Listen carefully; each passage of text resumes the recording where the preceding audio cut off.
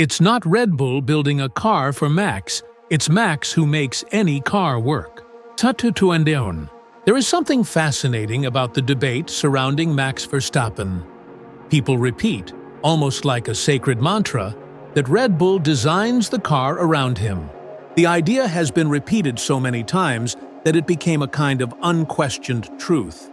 But the moment you examine the data, listen to the drivers who shared a garage with him, and analyze how the car behaves on track, you realize the real question might be completely upside down. The issue is not that Red Bull tailors the car to Verstappen. The reality is much more uncomfortable and far more impressive. Verstappen is so absurdly adaptable that he makes the car look like it was built for him.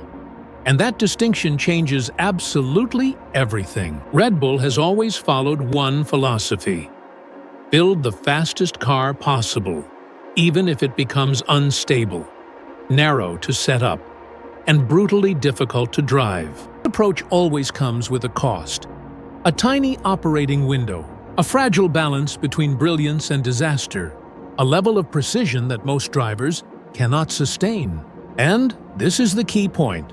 Most nobody on the grid can drive a car like that, except Max Verstappen. That's why, from the outside, it seems like the car is tailored for him. In reality, the car is simply extreme, and he is the only one who thrives in extremity. Albon, who lived the experience inside the team, explained it clearly. The car was not built for Max. Red Bull simply chased performance wherever the numbers pointed.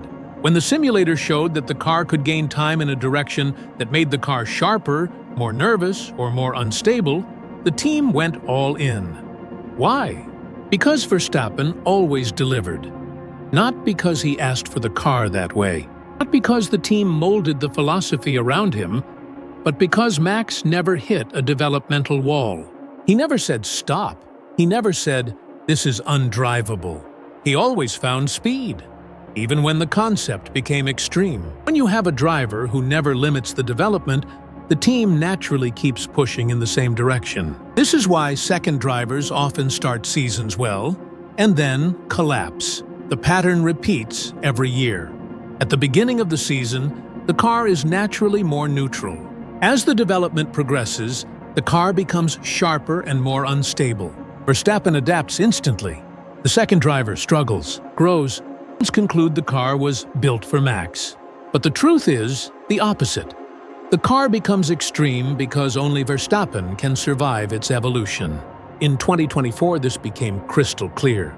The RB21 had issues everywhere that didn't bite, a rear end that snapped unpredictably, a microscopic setup window, pace that vanished from session to session. And still, Verstappen won races with a car that should have been fighting Alpine and Haas on pure form.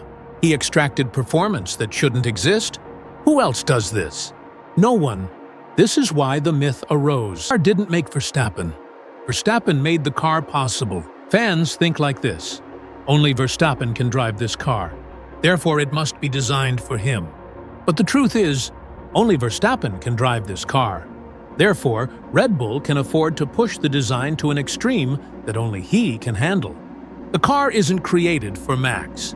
The car survives because Max exists. This is the part nobody talks about.